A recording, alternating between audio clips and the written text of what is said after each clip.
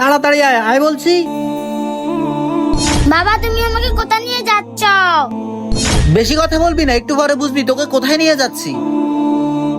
আয় আমার সাথে, দাঁড়া এখানে।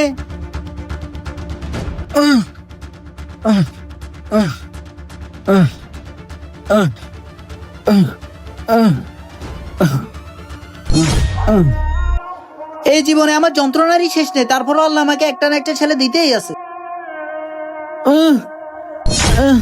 সব যন্ত্রণা আজকে এই গর্তের ভিতরে চাপা দিয়ে দিব।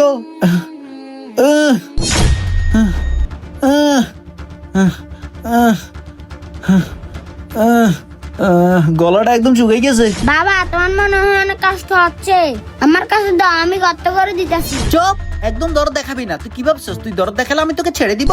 না না, আজকে তোর কোনো ছাড় নাই। আজকে তোকে আমি এই গর্তের ভিতর কবর দিয়েই যাব।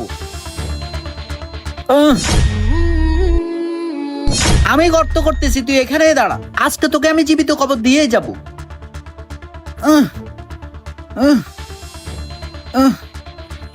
আমি আর এই বোঝা টানতে পারবো না। আয় গর্তে নাম, নাম বলছি।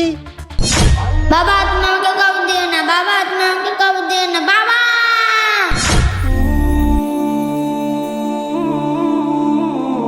যা, কাজ শেষ, দাফন করে দিলাম জীবনের সব ঝামেলা।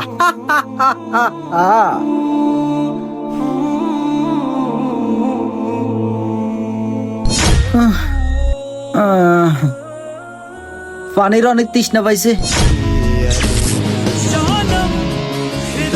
বাবা তোমার মনে হয় অনেক পানি পিপাসা লাগছে, এই নাও পানি খাও। আরে বাবা, তুই তুই কোত্থেকে আসছস?